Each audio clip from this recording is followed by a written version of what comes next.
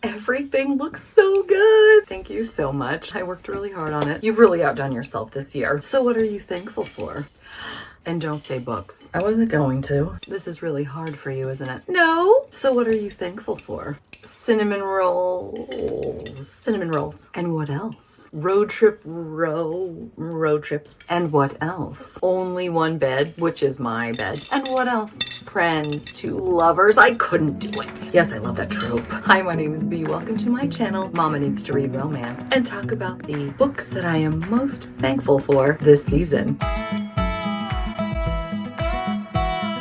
Hi everybody, I just wanted to let you know that I am so thankful that Becky of Bex Reads reached out to me and asked me if I wanted to join this incredible group of powerhouse booktubers for this really fun, super timely collab video all about the books that we are most thankful for. Since there's 8 letters in the word thankful, I've found 8 books, one that begins with each letter in the word thankful, if that makes sense. And I'm going to be talking to you about them today. Before I go a step further, I'm going to have all of these linked in my description box, along with trigger warnings. And the best part of my description box in this video, don't forget to look for all the amazing ladies that are doing this collab. I can't wait to see everybody's list of books for which they are most thankful. We're going to start with, of course, the letter T in thankful. What book do I love that also starts with the letter T? Well, guess what? I actually just got it as part of book mail. The other amazing thing about this book is I was able to purchase it thanks to you guys. I'm an Amazon affiliate, so anytime you guys click on my links and buy a book, or even look at other books and buy them from my original link, I get a little commission and you don't pay anything extra. So I'm very thankful for that, and the fact that this just allowed me to buy a free book,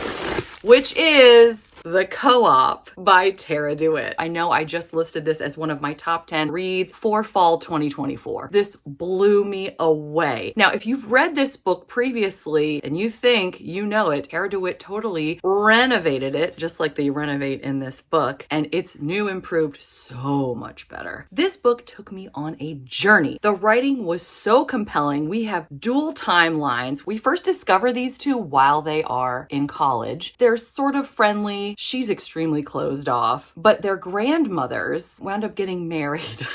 So they see each other during the summer. Well, one summer they decide to become friends with benefits, but then feelings grow. However, both of them are so emotionally stunted, they don't really know how to handle that. They part ways very bitterly. But then we fast forward to present day, where they discover that they are now co-owners of the home that their grandmothers once owned together. It's a money pit. They actually have to have a marriage of convenience in order to get her inheritance so they can live in this house together while they are rehabbing this house to sell. But this turns into so much more. The past that they confront, the slow burn, the way that this jumped from one timeline to the next just so seamlessly. The tension just kept ratcheting up as both timelines unfolded. I was riveted. This was my first Tara DeWitt. It will not be my last. And I am very thankful that I requested this arc and that they gave it to me.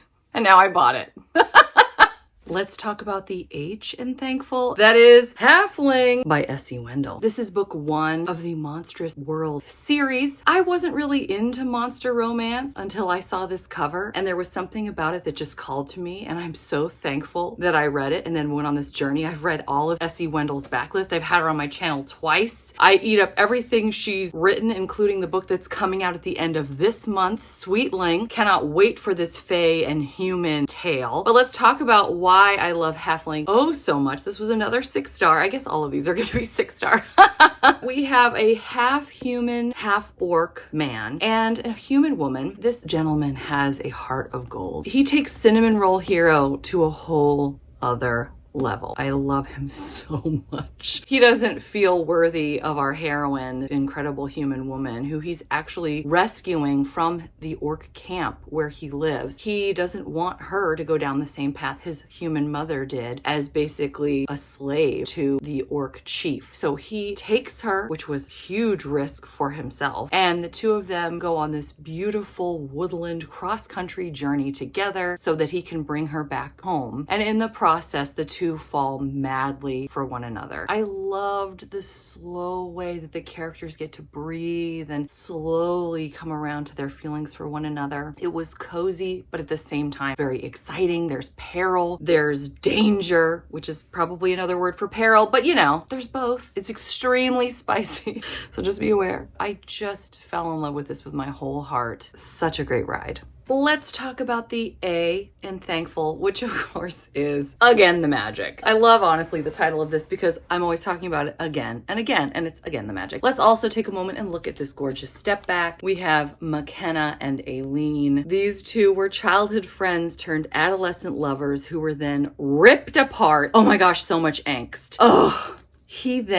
Let's just keep looking at this. He then decides that he hates her for turning him away. And one day, many years later, he comes back for revenge. But maybe his feelings of hatred are hiding something much deeper. She's never forgotten him or the love that she felt for him, but she has a tragic secret that she is attempting to hide. This book is on just about everybody's top 10 historical romance lists. Some people that I've recommended it to have actually found the other couple that's featured in this tale more compelling. That would be Olivia, Aileen's younger sister, and Gideon Shaw, the American businessman who falls for her. Their love story is much more whimsical and tender, whereas Aileen and McKenna's is more raw and emotional and heavy. The two main couples in this book really play off of one another well and give it a nice balance. If you're thinking of reading historical romance, you can't go wrong. This is also the prequel in the Wallflower series, which is one of my favorite series of all time. I love it so much that I've been doing a book club with some of my gals. We are now referring to ourselves as Wallflowers, which you can join us. We're starting the spin-off series, The Hathaways, in January. We hope to see you there. It's not lost on me that I'm so incredibly lucky to get to talk to so many authors that I admire. Let's talk about the N in Thankful, which is celebrated with the book Never Blow a Kiss by Lindsay Lovis. I've had her on my channel a couple times too. I love her so much. She's done paranormal romance very well. She's done historical romance extremely well. I cannot wait for the next book in this series. It's coming out in February. This is the cure for the common historical romance, folks. This woman mixes mystery and historical romance seamlessly. Sometimes when I read mysterious historical romances, it feels like they're both watered down. The romance and the mystery, neither is done all that well. They're just sort of sharing space. This one, I was incredibly impressed. Not only do we have first-person narration by our main characters, but we even get it from a villain as well, which I found to be fascinating. We have a heroine who is very heroic and fierce, but she's multi-layered. She's very richly developed. She's kind of a goof as well.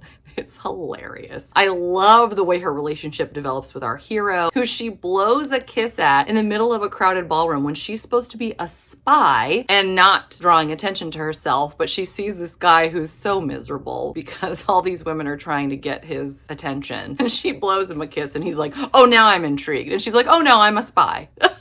But that sort of gives you a sense of the fun, lighthearted elements of this, but it is also angsty and edgy and dangerous and so fun. The romance was spicy and beautifully written. I hope she does so much more. This was her first book, folks. Everyone I know who's read this based on my recommendation has come back to me and said they loved it. So I guess they're thankful that I recommended it to them. Yes, I'm going to continue to do this. All right, admittedly, I'm cheating just a little bit with this one. My K in Thankful is A Kiss at Midnight. We'll just forget that little article there at the front. I love this cover, by the way. We can't not talk about this. This is by Eloisa James, by the way, who announced our #1 step back for my 100 step backs of summer. What a thrill that was. That was so incredible. She's done such incredible step backs and she's trying to bring them back too. Let's go ahead and look at this step back as I tell you a little bit about this book. Generally, I don't like arrogant heroes. They really get on my nerves. Eloisa James does this so beautifully. And we have a woman who doesn't suffer fools either. It's so perfect. It's a Cinderella retelling. This is the first book of her fairy tale series, by the way. I'm gonna move this over so you can also see my little graphic here to see where you can get this for free. My suburban mom heart was also aflutter as I read this book because there's a scene where he's going to have his way with her, but first, rather than make her go to a ball, he has her go up to his private bedroom and take a bath and relax. And I think there's food and drinks and things. And I thought, oh, that is a man. A man that will let her be alone in her room to relax. Yes. I don't think I've seen that in any other book I've read. Very thankful for Eloisa James and her really well done adult take on Cinderella. Lots of fun. I do own the book that I'm using to celebrate the letter F in Thankful, but I lent it to a friend. This is Fated by Sarah Reddy. Oh man, I just love this series so much. I love this author so much. I'd have her on my channel, but she says she's shy. Which she definitely is. So I try to respect that, but I still talk to her on Instagram from time to time. She's amazing. And this series is amazing. It's like contemporary romance, but there's real magic imbued in every single book. And Fated, I'm just going to tell you right now, was my favorite of all of them. This was book 3 of the 4-book series. We have a woman who has her nose to the grindstone. She has a daughter. She's trying to head up a company. She has a gentleman who's a good friend of hers and he wants something more with her, but she's just not really willing to stick her neck out for love at all. However, at one point she starts dreaming, and in her dreams she finds herself on a gorgeous island. If you ever want to do a staycation where you're going to a beach in your mind, pick this book. It's the best beachy read I've ever read. I felt like I was on the beach. And there's a gentleman there who is like her perfect match. And because it's a dream, she allows herself to live deeply and love wildly, and it is gorgeous. But what happens when the dream ends? That's the thing. And you don't know what's going to happen, which is also half the fun. But because this is a romance, it does have a happily ever after. It was so good. There were twists and turns that gave me goosebumps or made me scream and made me cry. And it was a journey. And it was amazing. And I am forever thankful for Fated. Let's talk about the U. I actually chose this because of the step back. This is Elizabeth Lowell's Untamed. We have a beautiful pink foil cover. Look at that. Try not to get blinded by this, but get ready. I'm going to open this. It's a little scandalous. You may not want to look. It's not too bad, but it's a little scandalous. Are you ready? Here we go. Oh my goodness. There might even be a little tush there on the side, a little side tush. Yikes. Terrible, terrible. This is one of my very favorite step back artists of all time, Victor Godino, who I've gotten to speak with on Instagram and just gush about how amazing he is to him. And he is very gracious. Look at the way that the light is playing off of the sheets. Look at her hair. Look at him. Look at her again, I guess. But then mostly look at him. What's not to love? I mean, come on. Do I even know what this book is about? No. But let's find out. This guy is a knight, and he's gone to Scotland to claim his bride. But she's not going to yield to any Norman invader. She apparently might have some magical abilities, but everything falls away when she's in his embrace. I mean, this looks amazing, and I'm very thankful for it. And last but certainly not least, a 6-star, one of my favorite reads of all time, Love and Other Words by Christina Lauren. We again have dual timelines, like I mentioned in the co-op, but we have 2 children really. I mean, they're like tweens and they're friends, but we get to see their relationship develop over time. They gradually become adolescents and then they become lovers. Something happens that rips them apart. We are also treated to them encountering one another in the present as they're full-grown adults with their own lives. And now what do they do? The thing that's so good about this, and because I've read a lot of contemporary romance with dual timelines that have tried to do this. This one does it best. If there's one that does it better than this, please put it in the comments because I need to read it right this minute. Every single chapter jumps from one timeline to the other. And each time I was like, wait, I can't leave that timeline. And then I would get into the new chapter. I'm like, oh, but this is really good. No one does the pacing and the tension better than these 2 ladies writing this book. There's also a scene that I never talk about because I want people to be surprised, but it's one of the most tender scenes I've ever read. I think about it all the time. And I can't say it. Because I don't want to give anything away and it's more fun if you experience it in real time. So yeah. Any opportunity I have to talk about this book, I'm going to. Well, those were my books. What are you thankful for? Feel free to make your own little thankful acrostic poem in the comments and put your own titles of books in. That would be so fun to see. Or just give us one that you're especially thankful for this year. Or you can just leave me an emoji that says thankful to you. I hope you're doing well. I hope you're enjoying whatever it is you're reading, whether you're thankful for it or not. It didn't really work. I really am beating a dead horse. All right, I'm gonna stop. I'm gonna quit while I'm way behind. Until next time, thanks so much. Take care. Bye.